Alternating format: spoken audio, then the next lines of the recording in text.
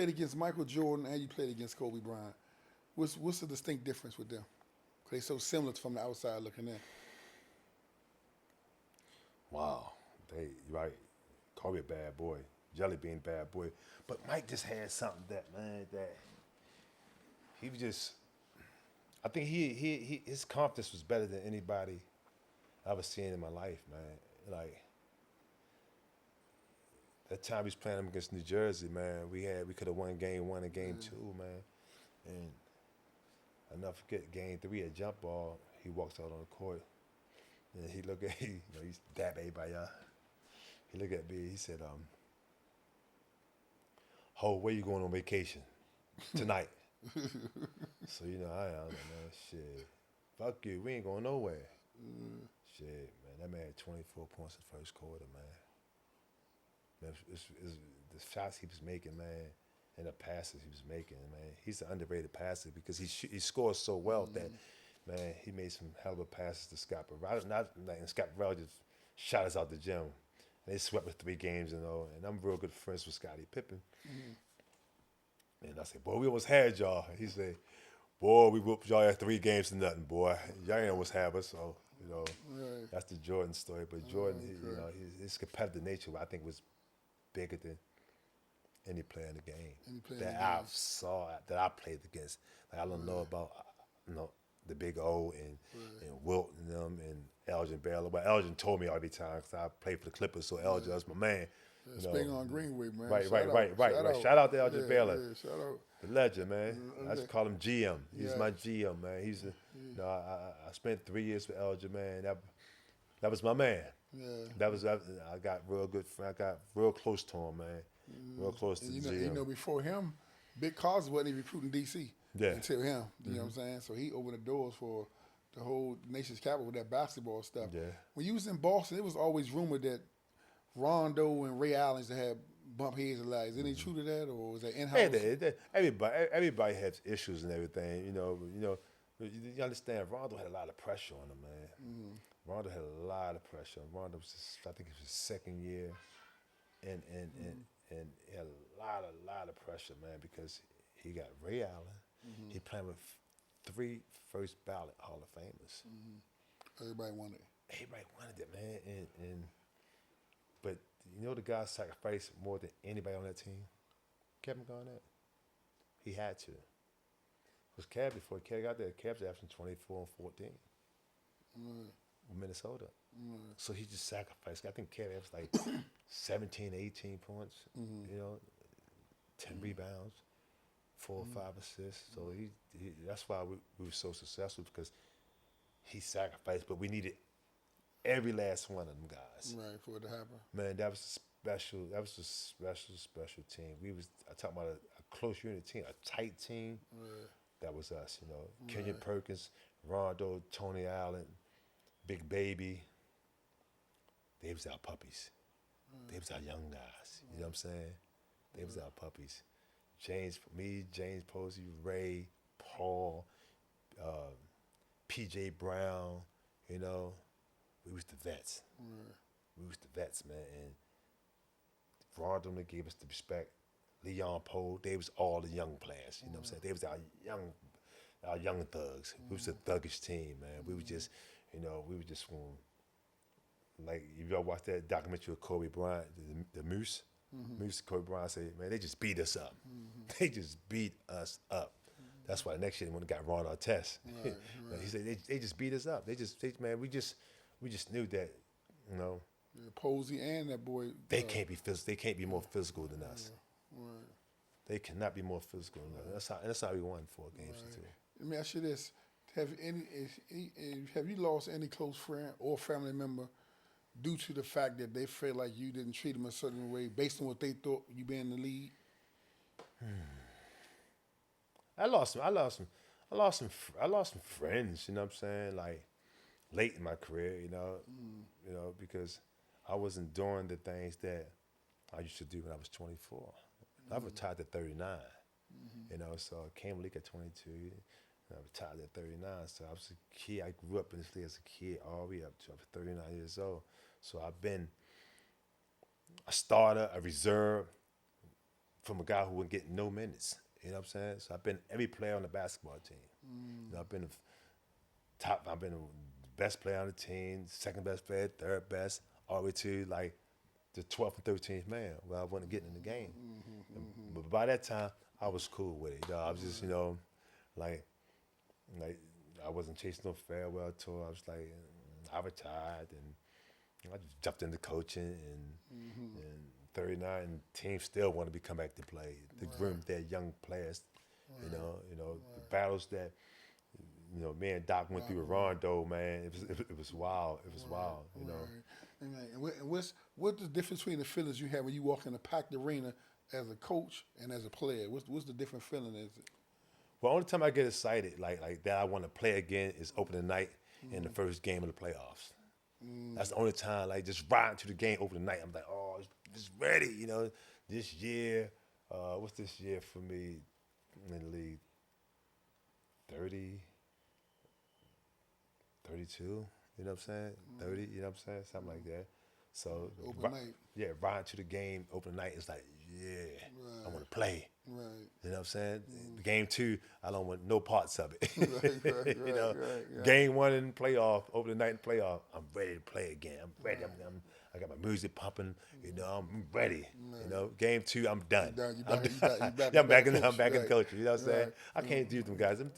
It's special to see them guys doing the basketball court, man. Yeah, it's special. And what's the difference between today's knucklehead and your era knucklehead that's on the team? Well, the knuckleheads on the team back in the day, they was more guys who played hard, like Brandon Maxwell. Everyone would consider him a knucklehead, but he was the guy who showed me the ropes in the NBA. Like, his first rule was don't take nothing off of nobody. I don't care who they are. That's my first lesson in the NBA. My first preseason game, I got into a fight with Scott Skiles because Brandon Maxwell said, don't take nothing off of nobody. You know what I'm saying? And I'll never forget it. And I got ejected, and I was kind of nervous. I thought Ruiz would come in and jump me. And he said, Rook, I like your aggressiveness, but I want to see you play a little bit. That's all he said to me. I was like, the older thought said, hey, take a beer. He gave me a cold beer. Gave me a Miller Lite. That's a Miller Lite used to be the sponsor. I tell my sons that, they be like, what? Miller Lite sponsor? Who drink Miller Lite? I said, the whole NBA back in the day drank a Miller Lite. And gave me a Miller Lite. I was like, oh, shit. My first beer I ever had was my first preseason game, Miller Lite. Right. Since college, like. Damn. It's crazy. Yeah. So, man, why in 5 hells that Sam Cassell not a head coach right now today? What you think, man? Man, I don't know. I had no idea. You know, I just, it can't be lack of knowledge. Right. It can't be, can I control the team? It can't be that. So I don't know. I don't know, but I'll tell you one thing, Bone, just like my playing career, man, you know, before I got to the pros, it was a tough stretch for me, you know what I'm saying? And I just fought. I never looked at it as tough. I said it's just a stepping stone, but I ain't giving up. I'm not gonna give up, you know what I'm saying? I have a great job, you know. I still love what I do. I know I make players better. You know, my resume making players better, you know, is unbelievable, you know. You know, guys get like, you know, you ask John Wall and Bradley Beal and Shea Alexander-Gilchrist and Tyrese Maxey and like guys like Austin Rivers that, you know, the changes I make, the things, so I know what they need. You know, that's what separates me from a lot of trainers. You know, I know the mental aspect of this game. I don't have to watch this tape. I just watch the game live and say, oh, this is what you have to do. This is what you got to do. Like, Bradley Beal was one of my hardest working guys I had in Washington. And I told him his second year, I said, you will be a max player one year. He couldn't believe, no, you think so? I was like, I know what a max player look like. I told John Wall that.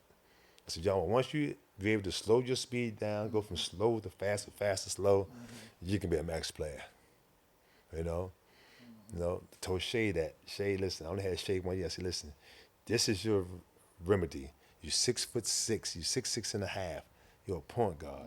You can't be guarded. These are the things you have to do to be a max player.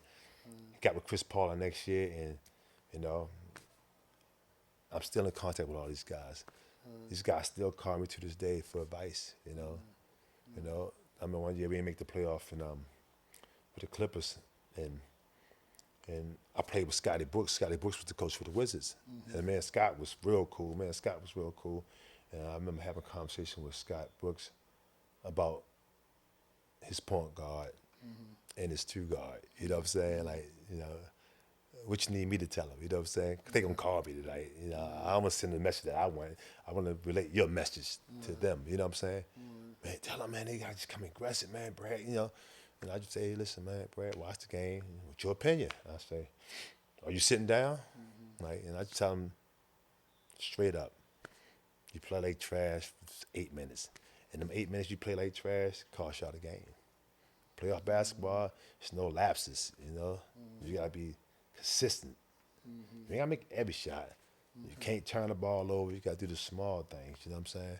Small things. So them guys are all good to me, man. You know, and I call them, they answer the phone right away. If they don't, I text them, they hit me back, you know. So the respect I have for a lot of guys in this league is, you know, it's good because I know, you know, I can teach the game. Right. I teach the game. It's definitely coming, but I was wondering why haven't it happened as of yet. You know what I'm saying? I mean, obviously it's coming. Like All-Star, it took me 14 years, 13 years to be All-Star. You know what I'm saying? Like, you know, maybe I got to be on a number one seeded team, you know. I think, my opinion, I should have been All-Star at least twice in Milwaukee. At least twice. I should have been All-Star in New Jersey. I should have 19-9 in New Jersey. Yeah. Let me ask you this: if you could take multiple players out of any era and build the ultimate basketball player, can you build them from grabbing any player from any era? Like with me, I'm gonna just grab LeBron and give him Kyrie handles and Stephen Curry shooting, and I don't need nobody else. Can you build a perfect basketball player? Yeah, I have. Just Michael Jordan with Steph Curry jump shot. Oh, that's it. So you're gonna leave one. You're gonna leave one off of it. Yeah. So you're gonna take Mike Handle. You're gonna take Mike Handle. That's that little joint. You're gonna take the handle. I'll take Mike Handle. Because the bike elevation was crazy. If he had Steph Curry 3-point shot, if Michael Jordan had Steph Curry 3-point shot, he'd been all-time leading scorer in the NBA. Okay, all right. We don't get that Michael Jordan right now, LeBron, Kobe stuff right now. No, we're gonna do that. We gonna stay with it. That's a phone call. Yeah, it's a phone call. Right? Yeah. And but I tell you, people, the king of bad boy, like people always ask me, like, who you taking? I would take Jordan. I'll put Jordan in his class of his own. But guess what? Their own class of his own. LeBron. Okay. LeBron, I don't think LeBron should take a back seat what he had accomplished. Okay. You know what I'm saying? But MJ is in his class of his own, man. Right. Yeah, man, 6 NBA championships, 6 Finals MVP. Right. Think about it. Jordan averaged 36 points one year and didn't get the MVP. Are you serious? See, now you putting the gun in my head. See, I wasn't trying to get. You know what I'm saying? Think about it. 36 points. He averaged 36 points. It don't be an MVP of the league. Yeah. After retiring, after taking 2 years off, they come back. So the average 36 points in the league, and it may be like James Harden averaged 36 points. Right. You know what I'm saying? Right. But that was just threes, and they didn't win a championship. You know? And the Jordan, I ain't gonna get a whole Jordan, man. I'm just gonna say one thing about Jordan: the 6 championships. That's incredible. When you ain't lose no championship, but he never wins in a championship series that he was favored to lose. Like he was the best team coming into the joint, though. You know what I'm saying? So that's because I think the regular season he put together. I think the regular season he put together. You know, it's just like he was tough. Like you're right, he was always favored to win the championship. You know, right. And LeBron took some teams that Cleveland team took to the championship. Right, Brown that. You know, but each conference wasn't that good that year, that particular year, but the simple fact. He got them guys that really scored 20-something points against Detroit, 28 points straight, 26 points straight, and Chauncey, my man, Chauncey. I said, Chauncey, damn, now y'all get a free throw in? It's like, man, it was unstoppable. You know what I'm saying? Hey, we don't leave LeBron and Jordan joint. We ain't got enough time on the roll to tape with that, man. But what relationships you made off the court that benefits you and enhance you as far as the business world? Like I see like the Golden State Warriors with the tech guys and all that. I made a lot of good moves, man. Like I know you remember the movie Saw, the scary movie Saw? Mm-hmm. So Mark Bird, my man, Mark, man, that movie came out in 2006, the first Saw. And I went to the premiere. And I think scary movies are I think they're so stupid to me. You know what I'm saying? Right. Like DMX say, falling down in a scary movie, running and falling down. That's crazy, man. And that was the first movie that had me actually jumping. You know what I'm saying? Like it was brutal. It was like kid cutting blood, squirting everything, and me just doing little small things with him, man. Letting No Limit doing my marketing with Master P and seeing how he does his business, man. And during that time when Master P had his sports agency, man, and he took a lot of flack over the Ricky Williams contract, that was Ricky doing. Right. That wasn't Master P. Right. Now, Master P said, man, you crazy. Nah. P was a good businessman. I mean, one time, my fan club's stuff got messed up. So I was with Nike at the particular time, and Nike sent, No Limit, like 300 or 400 shirts, and they supposed to put my camp name on it, my fan club name on it, everything, and sent them out in some kind of way. It got messed up, and I got all these letters from my fan club, and they was going on me. They're like, oh, what, we paid you this $70, this $50, and we didn't get the shirts. And I said, P, that's I'm losing a lot of money off this, man. Was doing a strike year too, and P came to my mother's house in Baltimore, man, and in a limousine. I never forget. It's like 7 o'clock in the morning. He called me and said, "Where are you?" I said, "I'm at my house." He said, "Come outside." He come outside. Came outside, man. He gave me $50,000 for them messing my fan club up. Like I handled this, and that was way more than my fan. I was getting from my fan. I was getting like 30. He gave me $50,000 cash. I was like,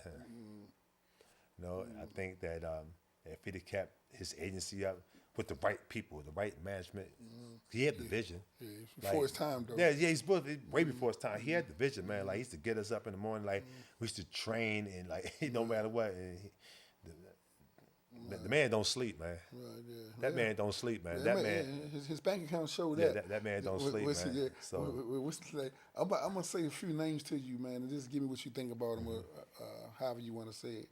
Javante Tank Davis. Bad dude, man.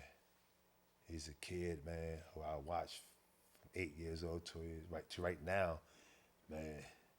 If the kids stay focused, man, and let less distractions, and understand that he's a prize fighter, Tank ain't into the belts, man. He learned from Floyd. You gotta pay for the belts and everything. I don't know how the boxing thing go, but Tank is a prize fighter. He's a prize fighter. Tank fighting from pay-per-view, and so all those guys, they gotta come see Tank, man. If they want their bankroll, their big bankroll. You know what I'm saying? Al Heyman. Boss. That boss, you never see. Balls. That you never see, man.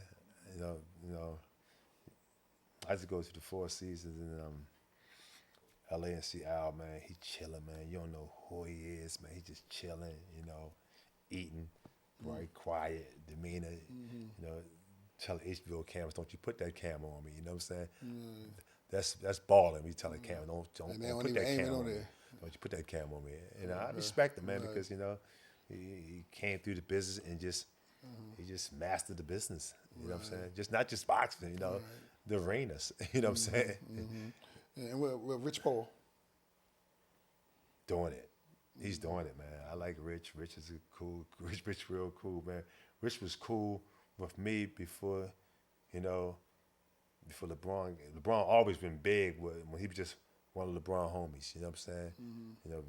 Rich just had a vision, man. Like, Rich had that hustler's mentality. Like, I'm gonna do something else with this, man. You know what I'm saying? Bad boy. Phil Knight.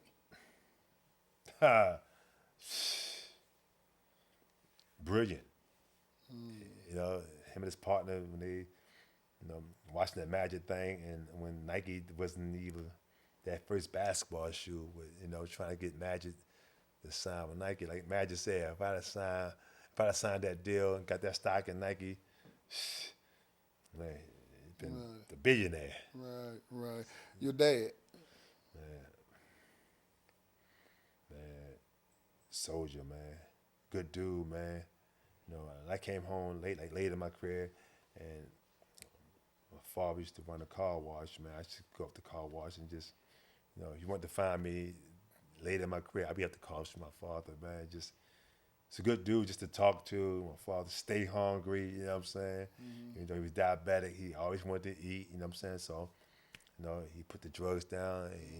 He thought he was a young boy, Tupac was his favorite artist. So, at his funeral, man, 2 years before he passed away, he said, I want you to play Tupac at my funeral, man. You know what I'm saying? So I played it to him, you know what I'm saying? He was Tupac career. When Tupac got killed, man, my father was in mourning, man. I swear, man, he was fucked up. My father was fucked up about that, man. Like he was hurt about that. He was hurt. Like he was hurt about Tupac getting killed, man. Damn. What's the most misconception about Sam Cassell?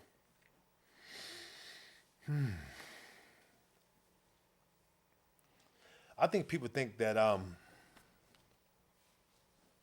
like I don't have problems, that I don't have bad days. I never show it. I never show it. You'll never see, my friends don't never see my bad days. Cause if I'm having a bad day, I just stay away. I just stay away. You know what I'm saying? Have bad days. I don't never look at what somebody else have and say, oh, I should be getting this or I should be getting that. You know what I'm saying? My grandmother always told me, say, you be thankful for what you have, be blessed with what you have, and take care of what you have. So that's my motto. You know what I'm saying? My whole thing is, man, I've been basketball took me around the world. Took me around the world, man. From a dude from East Baltimore, Marfin and Miami Street, to I've been to India, I've been to Japan, I've been to Russia, I've been everywhere, man. Just because it's basketball, man. It's been a great ride. The ride ain't ending yet, I got a few more years I want to do this, man. But then after that, man, I just want to be hang out with Curtbone, Goody, we be the old heads, you know what I'm saying? And just try to help these youngins, I'm here, like I tell guys tonight, like this, man, I ain't gonna ask you to give you this. I ain't gonna bag you to take this knowledge. You want to play in the league? I got the remedy to get in the league. I have the remedy. And that's a good segue, because my question to you now, and that is, what you tell. Matter of fact, we're gonna role play. I'm a kid from East Baltimore, and I'm saying, man, I'm putting the work in. I'm in the early morning gym. I'm running. Time the janitor come. I'm soaking wet. Some schools looking at me. He say, man, but ain't no food in the house, man. Ain't no food in the house at all. I might got to go on that block. What you tell him? I say, well, these are circumstances that you gonna have to live with. You know what I'm saying? Because I done had high school teammates that went that way. That was good players for us in high school, but like, it was easy. Like, you want some new clothes this week? I gotta do this. Let's get some new clothes. You know what I'm saying? So my whole thing is, man, like, but we got a game in the album, man. Like, we gonna make the game. We gonna get there. But I would tell a kid, man, like, choices, man. Life is about choices and chances. Are you willing to take that chance? If you got this school, like, is it this big of a hurry to do the wrong thing, to accept the wrong thing and not do the right thing? You know what I'm saying? And who knows what's right and wrong? I'm not here to judge you. You know what I'm saying? You know what I'm saying? Like, I don't never judge a man for making how he make his money. Never judge. I learned that a long time from street dudes that I grew under, because you making millions of dollars playing ball, don't knock me for what I'm doing. Learned that a long time ago. Don't knock a man for what he's doing. You know what I'm saying? Long as it ain't hurting what I'm doing. Like, if I'm having a basketball camp and and it's happened to be where you doing whatever you doing, no, that's disrespectful to me. Let me get these kids. These kids are our future, man. I think a lot of people don't take the opportunity to respect that. Respect somebody else thing. That's why all this the killing going on in our country right now. It's just respect, man. Right. You know, it's just respect. You know. Yeah. So you basically tell the younger, believe in his skill set Believe in and your his skill stuff set, more man. than Give yourself a jumping chance. out there. Give yourself a chance. Because that is not going away. That's not going away. Try something different. Right. Try something different. Right. It's different. It's better. No, it's you know, who knows? Right. No. Okay. So, man, I enjoy myself, man. Is there anything that you want to, any handles you want to give out, shout out, social media page, any business you want to promote? Or Man, I just want to say? man, everybody stay safe out in these streets, man. That's my whole thing, man. We're losing too many of our younger generation for this nonsense killing, you know what I'm saying? Killing for status, you know what I'm saying? Like, you know, use the gram for some positive things. Like you said, you know, don't use the gram when you know, I'm ready to go kill this dude, you know what I'm saying? I don't think that's what Instagram was for, you know what I'm saying? You know, use it wisely, you know what I'm saying? Use it for the benefit of yourself. Don't, you know, the street cred, everything. Like my boy always tell me, you know what street cred gives you? An L in the jail system. That's what I say. What's the L in the jail system? Life. life? You know what I'm saying? Alphabet. That's what street cred gives you. You know what I'm saying? right. Like, you know, I'm do this for my hood. I'm down for my hood, but I ain't going to jail for my hood. You know what I'm saying? To this day, I know I like Baltimore, East. See, I don't need to say East or West no more. I like Baltimore because how can you separate East and West Baltimore, and you can walk straight through it? Like we could take a walk, a 4-hour walk, a 3-hour walk, and we can walk right through the town. Right through the town. From East Baltimore to West Baltimore. Okay. Yeah, man. Like I say, man, when we leave, close out. Name of the show, of course, is Changing Jewels. So I like to think of a jewel that we took from the conversation, man. So I just want to tell people out there, man, this is a good example of, because you spoke on a lot of things, and one thing that stick out to me is you spoke about your grandmother and your father. That was two of your most inspiration, and you spoke on them from grandmother mostly in poverty, even though she probably worked, but I'm pretty sure there's a lot of poverty right there. Yeah. And your father from drug use, you know what I'm saying? But you still overcame, you still fought, and you're a head coach, you're a world champion.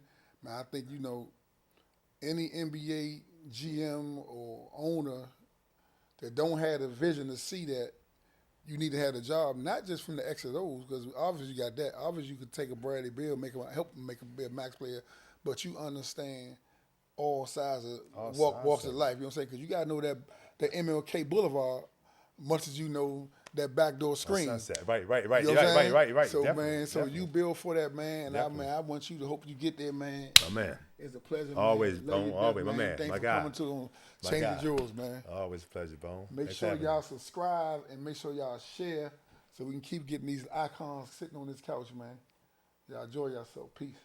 Out the park, niggas know me. Curtbone, little homie. All days, yeah. Been a road, yeah. Thank you for watching Changing Jewels on Curtbone TV. If you like the jewels that we are dropping, subscribe, hit the notification, and share with some friends. And I'll see you on the next episode of Changing Jewels, Curtbone TV.